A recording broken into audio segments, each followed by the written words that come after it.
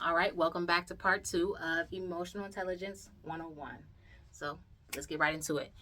When we talk about emotions, I want you to think of emotions as energy in motion. And when we think about thoughts, I want you to think about thoughts as direction or navigation, right? So so emotions are energy in motion. So I want you to imagine this emotional ball of energy, right? And our thoughts are directions. So what does that equal? That equals our thoughts tell our emotions where to go. So, Brittany, what the heck does that mean? Right? Let me give you a real life example. So, your girl is currently single, all the single ladies, right? I'm single, but I am interested in a relationship. I would love and want to have a relationship. I'm going to exaggerate a little bit for the sake of the video, but imagine that I'm someone who really, really desperately wants to have a relationship. I don't understand why I'm not having a relationship. I want one, and it's the top of my list, right? So, say I do, as I regularly do, and I go on Instagram or I go on TikTok, and bam, as soon as I open up that app, what do I see but a happy, happy couple living their best life, having a bunch of babies, having a beautiful family, just doing all the things that I myself would love to do. And what does this do? It's a trigger. And an emotion comes up, right? So maybe that emotion is sadness. I don't know if that's how you spell sadness, y'all, but we're going to keep going. Fear of being alone.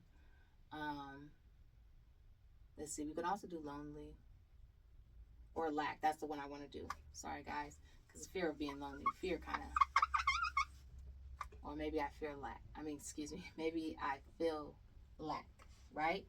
So these feelings come up, and before I can even breathe another breath, what happens?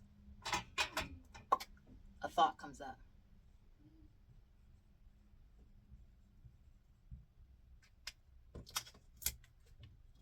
A thought comes up to what? To try to explain this emotion, right? Try to explain what I'm feeling away. And the thought may say, everyone else can find someone but me. I'll never find anyone, or I'll never find someone, right? And guess what that does? That produces an even bigger ball. And now this energy is going to do what? It's going to go back. Now that it's larger and it's made its round and it knows where you want it to go, it knows what you want to experience through your thoughts, it's going to go back into the initial ball that triggered you, right? And this is a belief. And this belief is full of experiences / thoughts, right? And of course, emotions. So, boom. And we'll also do emotions. Sorry. Okay? And boom. I'll never find someone. Everyone else can find someone but me. Now, unwittingly to me, what I'm doing by going through this process is I'm paying to have more experiences of this. I'm paying to have more experiences of fear, of lack, of sadness, of loneliness. I'm paying for that. I'm paying for that through my emotional energy. I'm paying through that through my emotional currency, right? I'm paying for that through my attention. They say cash is king. I say attention is king, right? I'm paying for these experiences through my attention. I'm saying that this is where I want these thoughts to go. And it's an example of, say you have this beautiful outfit that you want to wear, right? There's this really nice pair of shoes that you want to wear that you've not seen anybody with at all. And the moment that you put your attention in that space, guess what? Everybody's got them shoes. Everybody's got that outfit. Everybody's got that car, right? So we are putting our energy to say, hey, I want more of this. I'm using the energy that came up and I'm adding that to the thoughts. I'll never find someone. Everyone else can find someone but me, right? Um, and we're paying for more experiences as such. Now, say, as opposed to us going off of the thought, imagine if we take our attention and we focus on the emotion, right? How do I feel?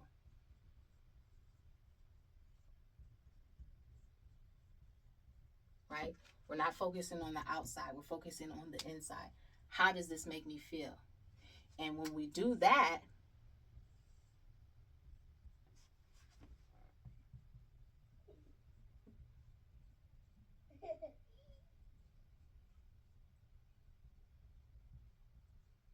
when we process that, a new experience is allowed to come forth. Now that I've processed the fact that I'm feeling sad, now that I've processed the fact that I'm feeling fear that I'll never find anyone, fear that I may not be good enough for someone or for other people, the lack of having that experience and having that companion in my life. I process how I feel, and now guess what? Now I can say me too. You know, it's no rush. When it happens, it happens. Me too. So now we have a different energetic ball, and we have a different belief system that is evolving, right? And guess what? We're paying for that same experience through our attention. So now I'm going to begin to see experiences that back this thought form, that back this new belief. I want to give you guys an example of my own personal life. Of course, I've been doing this processing, these processing techniques on myself. And recently I decided that, you know what? I'm interested in dating. I think that'll be something really cool. I think me and my son are in a more stable place in our life. And I'm open to that, right? So I opened myself up to it. And a guy at my job, well, one of the delivery guys at my job ended up giving me his number.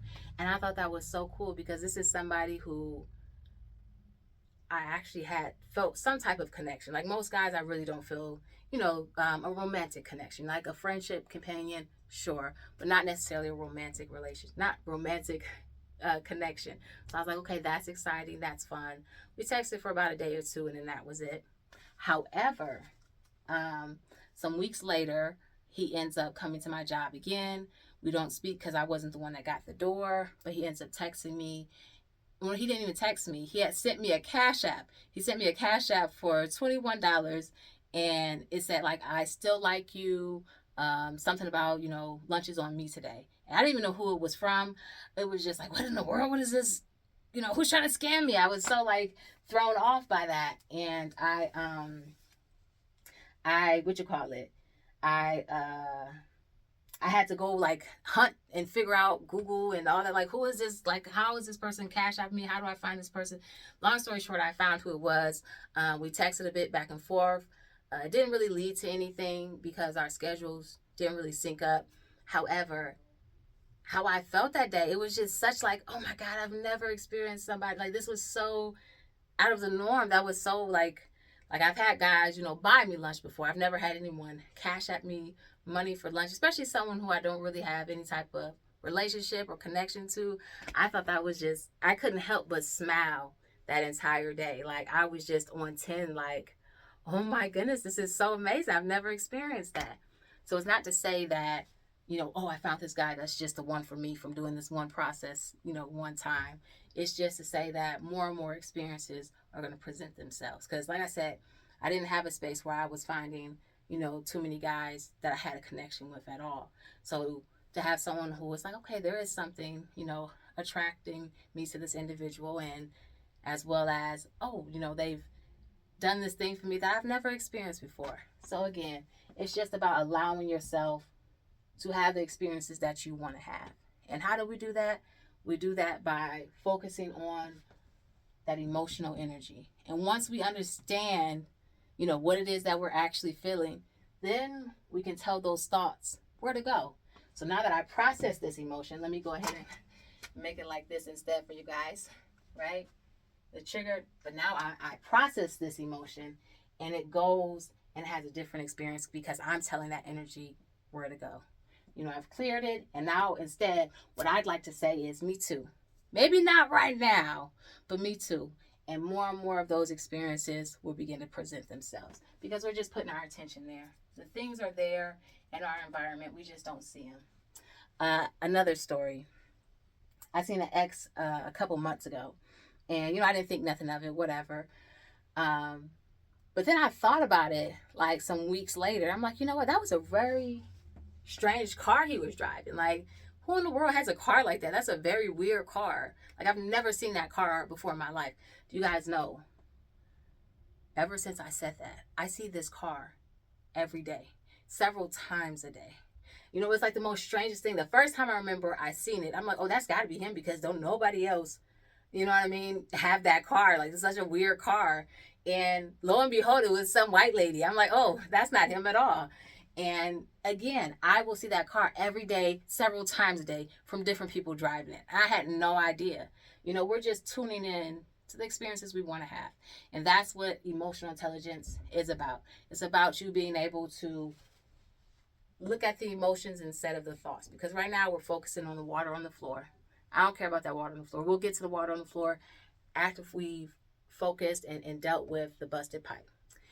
I have a treat for you guys. There is a special guest that will be appearing in this video, kind of, sort of. So I hope that what he has to say is beneficial. It's really just a stitch video, but I hope it's beneficial for you. Be still and understand that things come and go. Emotions come and go.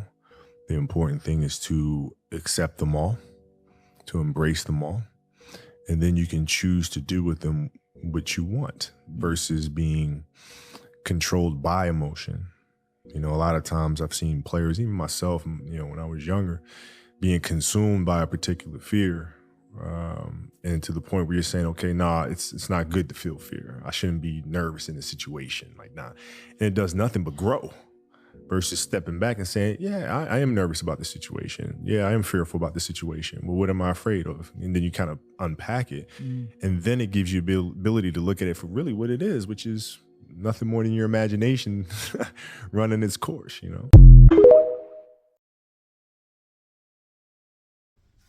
All right. I hope that you guys like that. I love Kobe Bryant.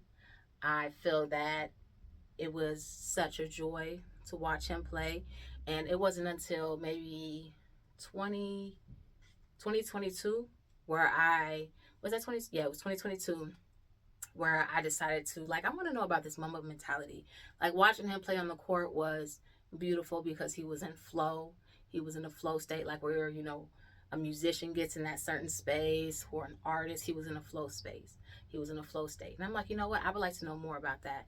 And as I learned more about him, the more I realized he was extremely emotionally intelligent, and it really helped him, manifest. I don't even like that word, but it helped him create the life that he wanted. He tuned into those things and put his attention into the spaces and places that he wanted it to go.